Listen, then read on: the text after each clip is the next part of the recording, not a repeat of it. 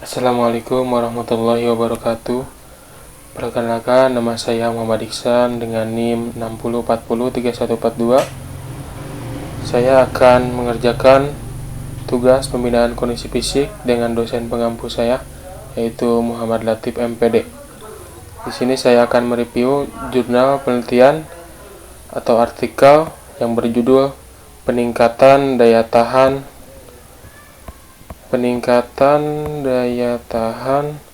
dan daya tahan kecepatan melalui continuous run dan interval training pada atlet remaja cabang atletik jarak jauh. Di sini saya akan mendeskripsikan secara keseluruhan. Studi ini bertujuan untuk meningkatkan pemahaman tentang metode pelatihan yang tepat dan berkontribusi pada peningkatan performa atlet remaja di cabang olahraga atletik. Di sini ada tujuan penelitiannya. Yang satu, menganalisis pengaruh metode latihan interval training terhadap peningkatan daya tahan kecepatan atlet remaja di Balikpapan. Yang kedua, menganalisis pengaruh metode latihan continuous run terhadap peningkatan daya tahan atlet remaja di Balikpapan.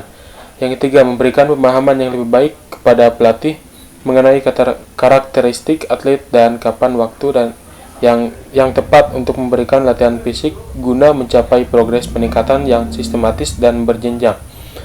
Penelitian ini berfokus pada pencapaian hasil yang maksimal dalam pengembangan fisik atlet remaja melalui program latihan yang terencana dan terstruktur.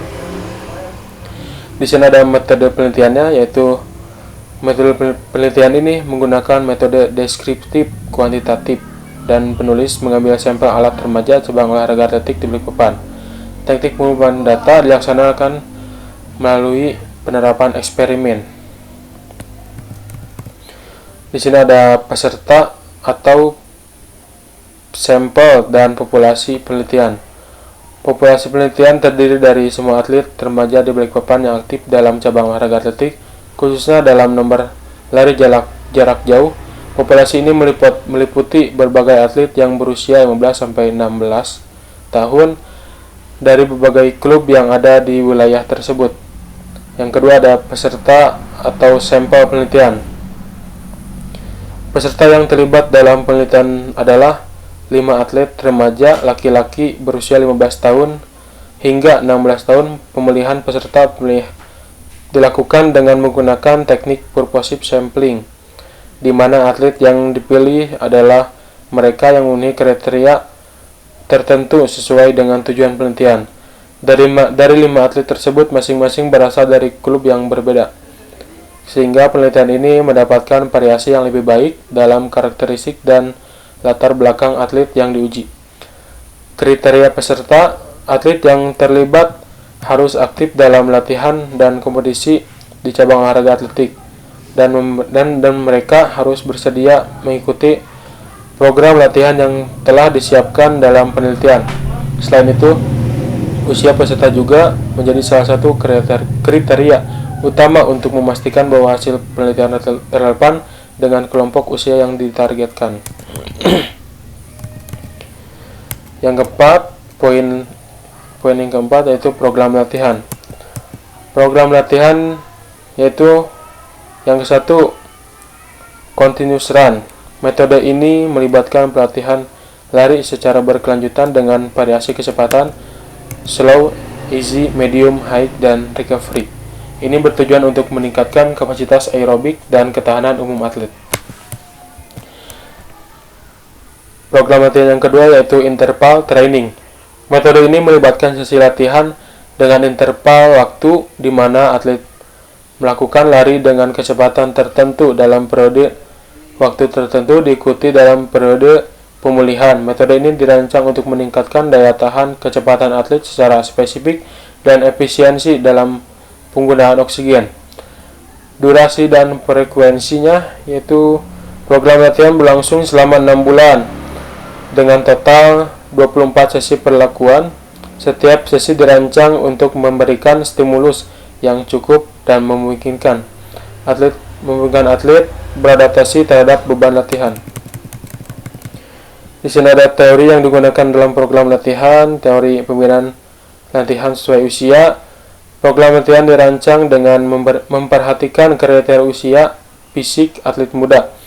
Teori ini berfokus pada pentingnya mengenali dan mengidentifikasi fase perkembangan atlet sehingga pelatih dapat memberikan stimulus latihan yang sesuai dengan kesiapan fisik dan psikologis atlet selama masa pertumbuhan dan perkembangan mereka.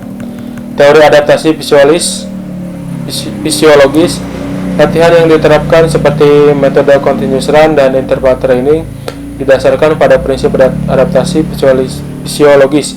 Teori ini menyatakan bahwa dengan memberikan stimulus latihan yang tepat, tubuh atlet akan beradaptasi dan meningkat dalam performa sehari-hari, baik dari sisi kardiovaskular maupun neuromuskular.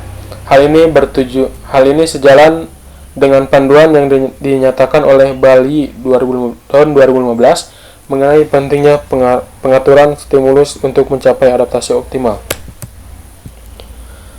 Teori latihan daya tahan, program ini berfokus pada peningkatan daya tahan baik aerobik maupun anaerobik. Teori ini menjelaskan perbedaan antara kedua jenis daya tahan tersebut dan bagaimana pelatihan yang ditargetkan dapat meningkatkan kapasitas masing-masing.